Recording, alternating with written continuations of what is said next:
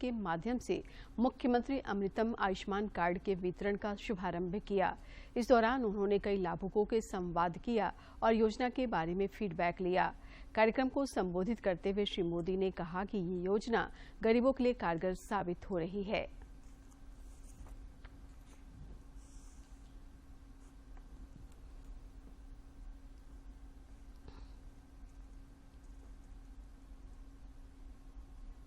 प्रधानमंत्री नरेंद्र मोदी ने आज प्रधानमंत्री किसान सम्मान निधि की 12वीं किस्त के रूप में 16,000 करोड़ रुपए जारी किए।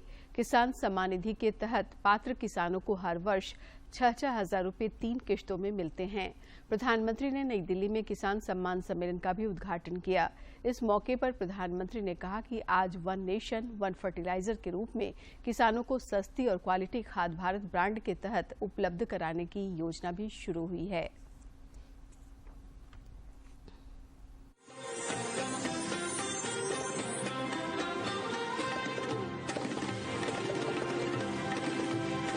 एग्रीकल्चर स्टार्टअप यहाँ पर उसका जो आयोजन में आया है, मैं उन सबका भी जो हिस्सा ले रहे हैं, किसानों की भलाई के लिए उन्होंने जो नए नए इनोवेशन किए हैं, उनकी मेहनत कैसे कम हो, उनके पैसों में बचत कैसे हो, उनके काम में गति कैसे बढ़े, उनकी सीमित जमीन में ज्यादा उत्पादन कैसे हो, ऐसे अनेक काम ये हमारे स्टार्टअप वाले हमारे नौजवानों ने किए हैं। मैं वो भी देख रहा था, एक से बढ़कर एक इनोवेशन नजर आ रहे हैं। मैं ऐसे सभी युवाओं को भी जो आज किसानों के साथ जुड़ रहे हैं, उनको बहुत बहुत बधाई देता हूं और उनका इसमें भागीदार होने के लिए हृदय से अभिनंदन और स्वागत करता हूं। साथियों, आज वन नेशन वन फर्टिलाइजर इसके रूप में किसानों को सस्ती और क्वालिटी खाद भारत ब्रांड के तहत उपलब्ध कराने की योजना है। ये शुरू हो गया आज। 2014 से पहले फर्टिलाइजर सेक्टर में कितने बड़े संकट थे, कैसे यूरिया की कालाबाजारी होती थी, कैसे किसानों का हक छीना जाता था और बदले में किसानों को लाठियां झेलनी पड़ती थी। ये हमारे किसान भाई बहन 2014 के पहले के वो दिन कभी नहीं भूल सकते। प्रधानमंत्री नरेंद्र मोदी ने आज देश भर में 600 पीएम कृषि समृद्धि केंद्रों का शुभारंभ किया। इनमें देवघर का सुकृत फर्म एजेंसी भी शामिल है। देवघर जिले में कृषि समृद्धि केंद्र खुलने से किसान बेहद खुश हैं।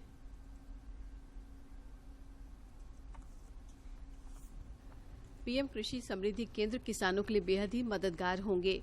रसायन और उर्वरक मंत्रालय के अधीन इन केंद्रों में किसानों को कई तरह की सुविधाएं मिलेंगी। मसलन इन केंद्रों में वैज्ञानिक सुविधा, सॉइल टेस्टिंग, उन्नत बीज और खाद की व्यवस्था रहेगी। से देवघर में ये हमारा स्वीकृत फॉरवर्डिंग एजेंसी को चयन किया गया है। इसका मकसद ये है कि हम एक छत के नीचे किसानों को ज्यादा से ज्यादा सर्विस हम प्रोवाइड कर सकें, प्रदान कर सकें, जिसमें सॉइल सैंपल है, मिट्टी की जांच है, सीड सर्टिफिकेशन के लिए, पानी की गुणवत्ता के लिए, इसके अलावा उचित मूल्य पे जो हमारे केमिकल फर्टिलाइजर हैं, रासायनिक खाद, उनकी उपलब्धता हम 24/7 हमेशा उपलब्ध कर सकें। और इसके लिए भारत सरकार और राज्य सरकार दोनों के साथ हमारा समन्वय है। इस केंद्र पर आय बढ़ाने और अच्छी फसल की पैदावार को लेकर भी किसानों को राय दी जाएगी।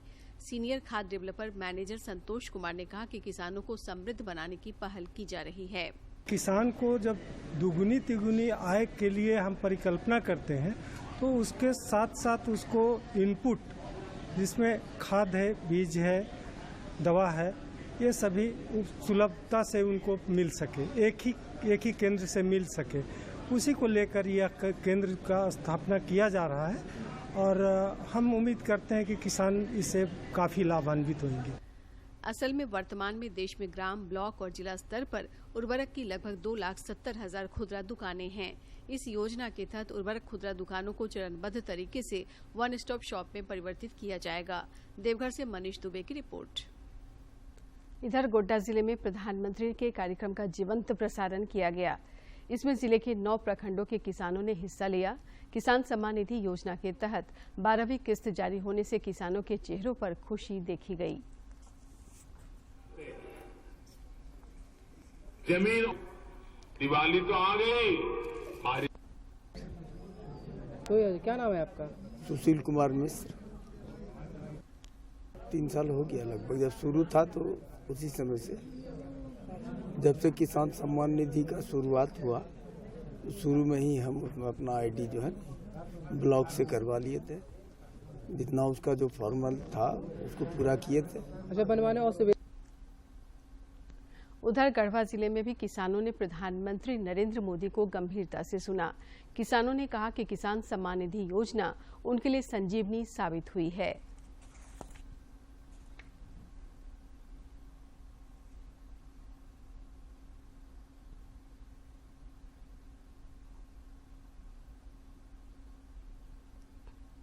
के भाषण सुनने छठ दिवाली पर 2000 रुपया किसानों के खाते में डाल दिए हैं किसानी करने के लिए। उनके तरफ धनसायल हिया नरेंद्र मोदी जी के भाषण सुनेला और हमारा उनकर मने जो बात कहलन सब अच्छा लगलक।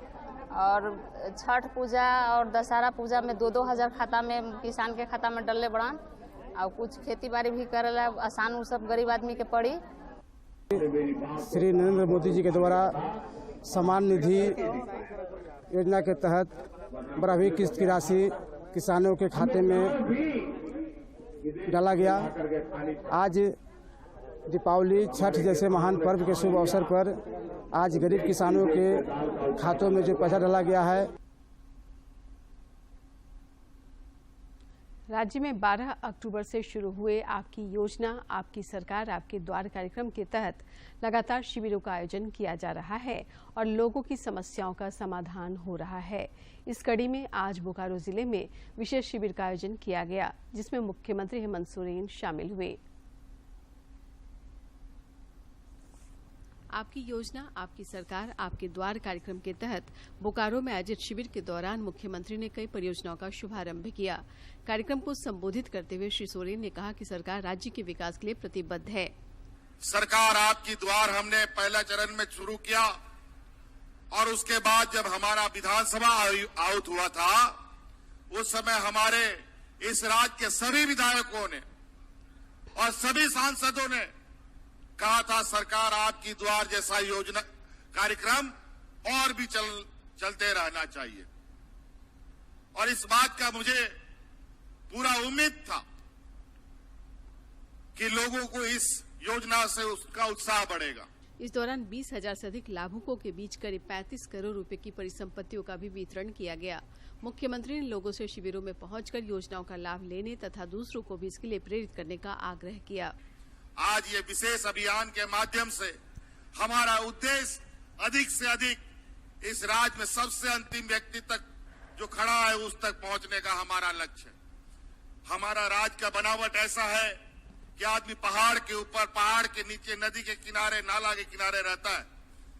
सरकार की आवाज तो छोड़ो, सरकार की योजना तो छोड़ो, सरकार का कोई पदाधिकारी, कोई व्यक्ति तक उस घर गांव तक नहीं जाता था। लेकिन आज आप सारी चीजें आपके सामने हैं। मैं ये देखने आया हूं और जहां पदाधिकारी कभी जाते नहीं थे वहां पर कोई मोटरसाइकिल से जा रहा है, कोई ट्रैक्टर में बैठ के जा रहा है, टीसीएस भी लोग, कोई मोटरसाइकिल में, कोई पैदल, कोई साइकिल में जा करके इन योजनाओं का लाभ ग्रामीणों को दे रहा है। आपकी योजना आपकी सरकार आपके द्वार कार्यक्रम के तहत हर दिन बड़ी संख्या में आवेदन प्राप्त हो रहे हैं। प्राथमिकता के आधार पर इन आवेदनों का निष्पादन भी किया जा रहा है। गढ़वा जिले में आपकी योजना आपकी सरकार आपके द्वार कार्यक्रम के प्रभावी क्रियान्वयन के लिए कई स्तरों पर पहल की जा रही है। जिला प्रशासन लोगों को जागरूक करने के लिए माइकिंग के जरिए प्रचार प्रसार कर रहा है।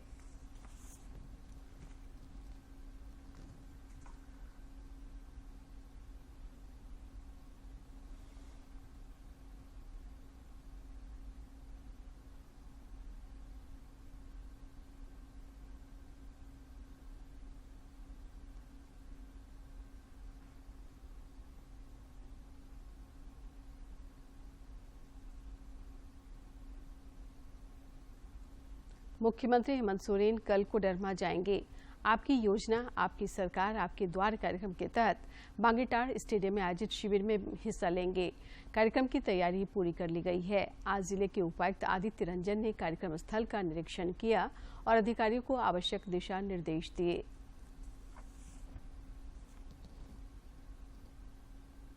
भारतीय जनता पार्टी की ओर से राजधानी रांची में कल पंचायत प्रतिनिधियों के लिए सम्मान समारोह का आयोजन किया जाएगा। इस कार्यक्रम में मुख्य अतिथि के रूप में केंद्रीय पंचायती राज राज्य मंत्री कपिल मोरेश्वर पाटिल शामिल होंगे।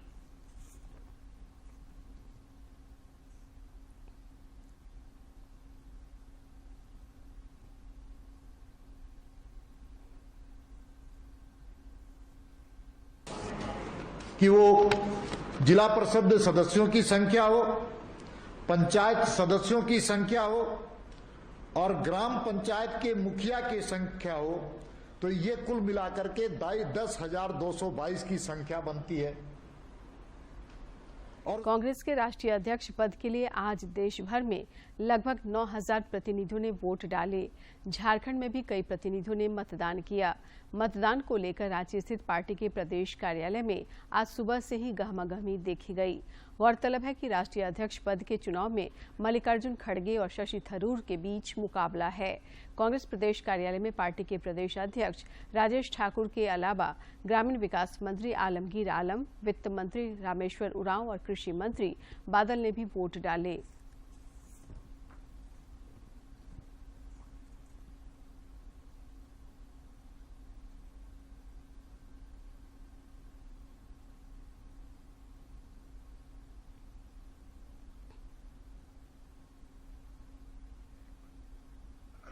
एक और सवाल बताइएगा, इसके बाद दोनों ही कांग्रेस के महत्वपूर्ण नेता हैं, इसके बाद क्या होगा? शशि थरूर और मल्लिकार्जुन खड़गे कांग्रेस के लिए दोनों ही महत्वपूर्ण। सबको डेलीगेट्स जिताएंगे, वो हमारा अध्यक्ष होगा, माननीय अध्यक्ष होगा और उसी के तले हम लोग, उसके लीडरशिप के तले हम लोग चलते, पार्टी चलते। हो गया? Thank you. चल, ओके, चल। देश भर में पिछले 24 घंटे के दौरान कोविड के 2060 नए मामले सामने आए हैं, जबकि इस दौरान 1,848 कोरोना वीरों ने इस महामारी को पराजित कर जिंदगी की जंग जीती है।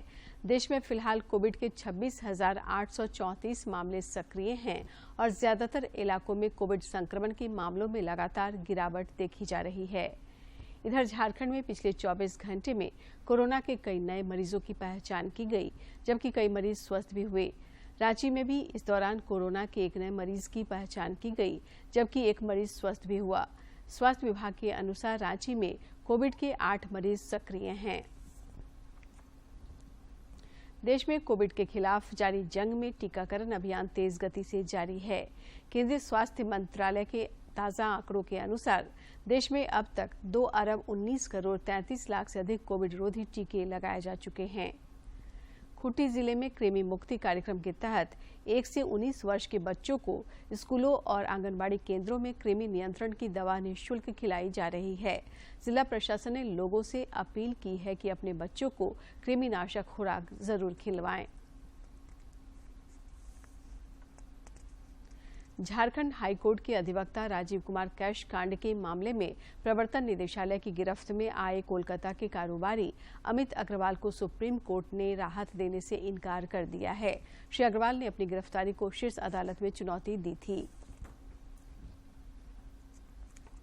धनबाद की एना परियोजना में बीसीसीएल की ओर से कोयला खनन का कार्य किया जा रहा है। यहां से कोयला निकालना काफी खतरनाक टास्क है, क्योंकि यहाँ के कोल के ज्वलनशील होने की प्रकृति है। किस तरह से यहाँ कोयला उत्खनन होता है और डीजीएमएस की ओर से जारी सेफ्टी के विभिन्न पहलुओं की जानकारी हमारे समाचार संपादक ने ली। ये धनबाद का एना कोयलेरी है और इसको अगर हम लोग कहें कि दहकता हुआ खादान है तो इसमें कोई अतिशयोक्ति नहीं होगी, क्योंकि यहाँ पर जो कोयला का प्रॉपर्टी है वो अपने आप उसका बर्निंग का प्रॉपर्टी है।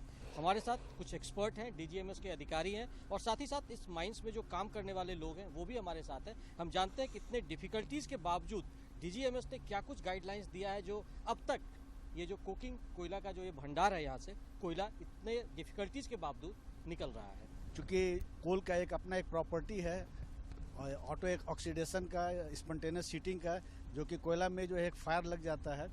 तो ये पुरानी माइंस है, काफ़ी पहले ये भूमिगत मेथड से, अंडरग्राउंड मेथड से चली हुई माइंस है, जिसमें कि फायर पहले से है। और जब हम ओपन कास्ट से इसको ले रहे हैं तो ये फायर को हम लोग जहाँ जहाँ मिल रहा है उसको किस तरह से डील किया जा रहा है। क्योंकि फायर है तो मशीन का सुरक्षा, आदमी का सुरक्षा दोनों ही बहुत इंपॉर्टेंट है, क्योंकि अगर थोड़ा सा चूक हुआ तो डेंजर होने का खतरा बना रहता है। सुरक्षा हटी, दुर्घटना घटी, तो उसको लेकर आप लोगों ने कैसे दिशा निर्देश दिया? देखिए, झरिया कोल्ड फील्ड में जितने भी माइंस हैं उसमें बहुत सारे माइंस में आग लगी हुई है और अभी हम लोग जो डीजीएमएस की तरफ से गाइडलाइंस देते हैं, देखिए माइनिंग एक हैजर्डस प्रोफेशन है, इसमें कोई दो मत नहीं है और जितने भी लोग हैं अगेंस्ट द नेचर काम करते हैं तो उसमें डिफ़िकल्टीज आएगी और जितने भी डिफ़िकल्टीज है, चाहे फायर का हो या फिर और किसी तरह का प्रॉब्लम हो, उसको दूर करके ही चलाना, यही हमारा चैलेंज है। क्योंकि ये एक नेशनल प्रॉपर्टी है, उसको छोड़ नहीं सकते हैं। हाँ, लेकिन इसमें सुरक्षा का पूरा ध्यान रखा जाता है और डीजीएमएस की तरफ से हम लोग इसका मॉनिटरिंग भी करते हैं। किस तरह से आप लोग यहाँ पर काम करते हैं और कितनी डिफिकल्टीज के बावजूद आप देश के लिए सेवा दे रहे हैं? हम लोग इसमें फायर को सबसे पहले, इसमें ओबी में, कोल में, सभी में फायर है। हम लोग इसमें कंटिन्यूअस पानी थ्रो करते हैं, करने के बाद उसका टेम्परेचर को 80 डिग्री के बिलो करते हैं। लेकिन उसके बाद जो गर्म सरफेस रहता है उस पर फिर मिट्टी डालते हैं, फिर पानी डाल के उसको लेवल करते हैं, रास्ता बनाते हैं, फिर कोयला को फिर भिंगाते हैं और उसके बाद उसको हम लोग लोड करते हैं। लोड करने के बाद यहाँ एक सम्प आया हुआ है, उसमें हम कंटिन्यू उस गर्म कोयले को डालते हैं, डोजर से फिर उसको बिछाते हैं। उसके बाद जब वो ठंडा हो जाता है तब फिर जाके हम लोग कोयले को यहाँ से निकालते हैं। तो किस तरीके से निकलता है, क्या आप लोगों का एक्सपीरियंस कैसा है? सबसे पुराना फायर पैच है और ये यहाँ की जो माइंस है ये बहुत पहले की चली हुई है, तो इसमें इनहेरेंट गैलरी में पहले से फायर थी और अब ये ओसीपी के द्वारा इसको चलाया जा रहा है। तो यूनिट का हमारा जो मैनेजमेंट है, जैसे उन्होंने कहा कि उसको हर स्टेज में मॉनिटर किया जाता है। इवन ड्रिलिंग ब्लास्टिंग जब 80 डिग्री से नीचे होगा तब ब्लास्टिंग होगी, फिर ओबी का अलग रीहैंडलिंग है, कोयला का अलग है। अप्रोप्रिएट एक्शन लेके उसको उसी ढंग से इसका टारगेट को अचीव करने के लिए हम लोग चलाते हैं। तो किस तरीके से जो हमारा रिसोर्सेज है उसको ये लोग दिन रात अपना पसीना बहाकर आपके घरों तक जो सुविधाएं हैं उसे पहुंचाते हैं और निश्चित तौर पर हम कह सकते हैं कि ये जो हमारे कोयले के महारथी हैं ये नेशन बिल्डिंग में अपना बहुत बड़ा योगदान दे रहे हैं। धनबाद से मैं दिवाकर कुमार। पत्र सूचना कार्यालय रांची और नेहरू युवा केंद्र संगठन ने आज संयुक्त रूप से स्वच्छ भारत मिशन 2 के तहत झारखंड में चलाए जा रहे कार्यों के बारे में विस्तार से जानकारी दी। आकाशवाणी केंद्र रांची में आयोजित संवाददाता सम्मेलन में पीआईबी के अपर महानिदेशक अखिल कुमार मिश्र और नेहरू युवा केंद्र संगठन की राज्य निदेशक हनी सिन्हा ने बताया कि लोगों को स्वच्छता के बारे में कई कार्यक्रमों के जरिए जागरूक किया जा रहा है। इसके साथ ही झारखंड में 5 लाख किलो से अधिक कचरा इकट्ठा करने का लक्ष्य रखा गया है। लक्ष्य के मुताबिक अब तक 2.5 लाख किलो कचरा एकत्र कर लिया गया है। संवाददाता सम्मेलन के दौरान आकाशवाणी केंद्र रांची के संयुक्त निदेशक अब्दुल हमीद, पीआईबी के गौरव कुमार पुष्कर और नेहरू युवा केंद्र संगठन के उपनिदेशक एसपी सिंह भी मौजूद थे। प्रेस इन्फॉर्मेशन ब्यूरो, पत्र सूचना कार्यालय और केंद्रीय सूचना ब्यूरो दोनों ने किया था, तो उसमें काफ़ी सारा कार्यक्रम हमने किया था और अक्टूबर का जो 1 से शुरू करके 31 तक है, इसमें काफ़ी सारा कार्यक्रम जो है हम लोग हाथ को लिया है। सरकार के द्वारा हम लोग आयोजित कर रहे हैं इस कार्यक्रम को और ये क्लीन इंडिया का कार्यक्रम हमारे पूरे देश में अभी आयोजित किया जा रहा है। 1 अक्टूबर से लेकर 31 अक्टूबर तक इस कार्यक्रम को किया जाएगा। अखिल भारतीय विद्यार्थी परिषद के कार्यकर्ताओं ने आज रांची विश्वविद्यालय के मुख्य गेट पर तालाबंदी की। इस दौरान जमकर प्रदर्शन किया। परिषद के कार्यकर्ता रांची विश्वविद्यालय प्रशासन द्वारा आउटसोर्सिंग के माध्यम से परीक्षा विभाग में काम शुरू करने का विरोध कर रहे थे। ऐसे ही आउटसोर्सिंग कर दिया। आज आप वहां जाके देख सकते हैं कि वहां की क्या स्थिति है। आज जब छात्र को तकलीफ होता है तो एग्जामिनेशन कंट्रोलर के पास जाके अपनी तकलीफ को बोल सकता है, लेकिन जब कल यहाँ पे निजी कंपनी आ जाएगी तो हम अपने तकलीफ को कहाँ जाके बोलेंगे। और झारखंड चेंबर के फिल्म कला एवं संस्कृति उप समिति ने आज चेंबर भवन में एक सम्मान समारोह का आयोजन किया। इस दौरान प्रसिद्ध बॉलीवुड अभिनेता अली खान, प्रदीप कावरा और फिल्म डायरेक्टर नवीन किरकट्टा को सम्मानित किया गया। इस दौरान झारखंड चेंबर ऑफ कॉमर्स के अध्यक्ष किशोर मंत्री और उप समिति के चेयरमैन आनंद जालान ने अभिनेताओं का सम्मान करते हुए उन्हें झारखंड में फिल्म निर्माण के लिए आमंत्रित किया। प्रधानमंत्री नरेंद्र मोदी ने इस महीने की 30 तारीख को आकाशवाणी से प्रसारित होने वाले मन की बात कार्यक्रम के लिए लोगों के सुझाव मांगे हैं।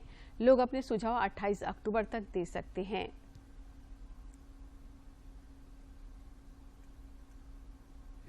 जन जन की संघर्षों के कुछ किस्से, कहानी कुछ सफलताओं की, अनकही विरासत की, उम्मीदें नए भारत की। महीने के आखिरी रविवार का रहता है इंतजार मलयाचल के आंचल से विंध्याचल के आंगन तक, ब्रह्मपुत्र के घाट से हिमालय के विस्तार तक होती है मन की बात प्रधानमंत्री के साथ। तो सुनिए इस महीने 30 अक्टूबर सुबह 11 बजे मन की बात आकाशवाणी और दूरदर्शन के सभी चैनलों पर।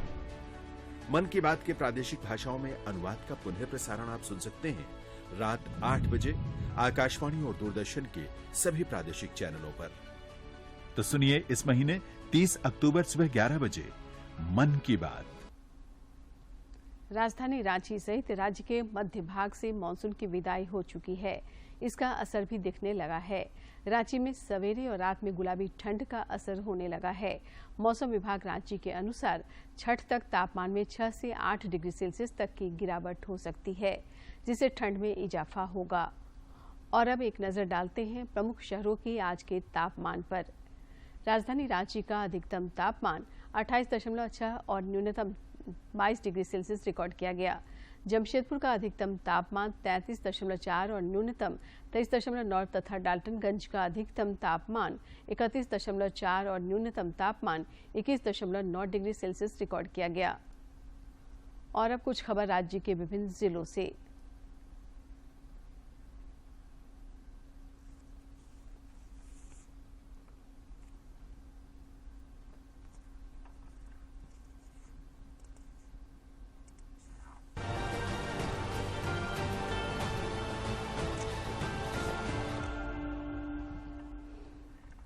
लोहरदगा जिले में झारखंड विधानसभा की आवास समिति द्वारा जिले के अधिकारियों के साथ बैठक की गई। इस दौरान समिति के अध्यक्ष ने जिले में संचालित योजनाओं की समीक्षा की और आवश्यक दिशा निर्देश दिए। फीफा अंडर 17 महिला वर्ल्ड कप में आज भारत का मुकाबला ब्राजील के साथ होगा। भारतीय महिला फुटबॉल टीम में सिमडेगा की पूर्णिमा कुमारी सहित 6 खिलाड़ी हैं। झारखंड सरकार के खेल निदेशालय ने भुवनेश्वर में चल रहे इस मैच को दिखाने के लिए पूर्णिमा और अन्य खिलाड़ियों को भुवनेश्वर भेजा है। गिरिडीह जिले के बिरनी थाना क्षेत्र के तांडो नदी पुल के समीप अपराधियों ने रोड होल्ड अप कर आधा दर्जन यात्री और मालवाहक वाहनों से लूट की घटना को अंजाम दिया है। अपराधियों की संख्या दर्जन भर के करीब बताया जा रहा है, जो हथियारों से लैस थे। रांची स्थित जय मां काली पूजा समिति ने काली पूजा धूमधाम से मनाने का निर्णय लिया है। इस बार समिति की ओर से पुरानी हवेली भूत बंगला का पंडाल का निर्माण कराया जाएगा। समिति के अध्यक्ष रिंकू वर्मा ने बताया कि 24 अक्टूबर को मां काली की पूजा अर्चना की जाएगी। श्री गुरु सिंह सभा रांची के तत्वाधान में 8 नवंबर को खालसा पंथ के प्रणेता और सिखों के पहले गुरु श्री गुरु नानक देव महाराज का प्रकाशोत्सव मनाया जाएगा। इस उपलक्ष्य में 23 अक्टूबर से 4 नवंबर तक प्रभात फेरी निकाली जाएगी। गुरु नानक जयंती के उपलक्ष्य में 6 नवंबर को नगर कीर्तन भी निकाला जाएगा। राज्य की अदालतों की सुरक्षा को लेकर दाखिल जनहित याचिका पर आज झारखंड हाईकोर्ट में सुनवाई हुई। सुनवाई के दौरान भवन निर्माण सचिव सुनील कुमार कोर्ट में उपस्थित हुए। कोर्ट ने मामले में राज्य सरकार से पूछा है कि राज्य में कौन कौन इंजीनियर किस विभाग में एक ही जगह पर 3 साल से अधिक समय से पदस्थापित हैं। रांची जिला ग्रामीण विकास अभिकरण के लगभग 500 कर्मियों का समायोजन जिला परिषद में किया जाएगा। इससे संबंधित प्रस्ताव तैयार किया जा रहा है। ग्रामीण विकास मंत्री आलमगीर आलम ने इसकी पुष्टि की है और कहा कि समायोजन के पहले DRDA के कर्मियों के पदों का सृजन किया जाएगा। रांची के नामकुम थाना क्षेत्र के रामपुर बाजार के समीप सड़क हादसे में एक महिला नर्स की मौत हो गई। मृतका का नाम करुणा देवी है, जो खूंटी में कार्यरत थी। बताया जाता है कि मृतका भुइयाडीह बुंडू की रहने वाली थी और सोनाहातू अपने रिश्तेदार के घर से लौट रही थी। राजधानी रांची के नामकुम रेलवे स्टेशन के समीप एक अज्ञात शव मिला है। फिलहाल शव की पहचान नहीं हो पाई है। आशंका जताई जा रही है कि व्यक्ति की हत्या कर रेलवे ट्रैक पर फेंक दिया गया। इस मामले की जानकारी मिलने के बाद पुलिस तहकीकात में जुट गई है।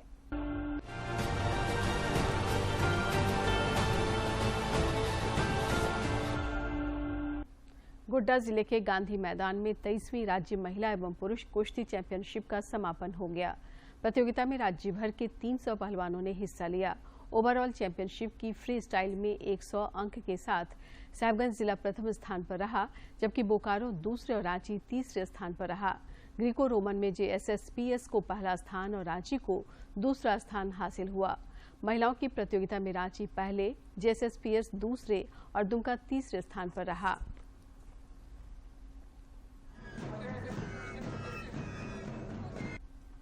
सिमडेगा में हम लोगों ने उस समय तत्कालीन अध्यक्ष थे हॉकी फीफा अंडर 17 महिला फुटबॉल विश्व कप प्रतियोगिता में आज भुवनेश्वर में मेजबान भारत ग्रुप ए में ब्राजील के साथ मुकाबला होगा। करेगा। मैच भारतीय समय के मुताबिक रात 8 बजे शुरू होगा। मेजबान भारत पहले ही वर्ल्ड कप से बाहर हो गया है और अमेरिका और मोरक्को के खिलाफ अपने पहले 2 ग्रुप लीग मुकाबले हार चुका है।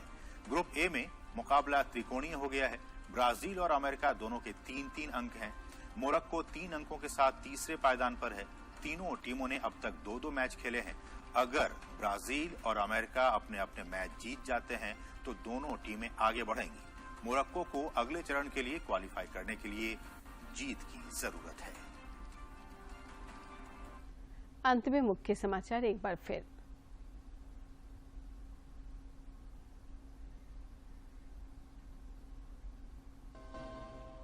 प्रधानमंत्री ने गुजरात से आयुष्मान कार्ड वितरण कार्यक्रम का किया शुभारंभ। पीएम किसान सम्मान निधि योजना के तहत किसानों के लिए 16,000 करोड़ रुपए किए जारी। मुख्यमंत्री हेमंत सोरेन बोकारो में आपकी योजना आपकी सरकार आपके द्वार कार्यक्रम में हुए शामिल।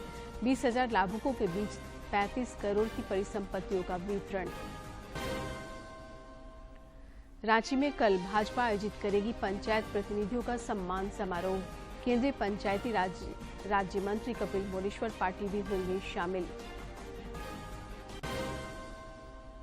और झारखंड हाईकोर्ट के अधिवक्ता कैश कांड में गिरफ्तार कारोबारी अमित अग्रवाल को सुप्रीम कोर्ट से झटका। शीर्ष अदालत ने राहत देने से किया इनकार।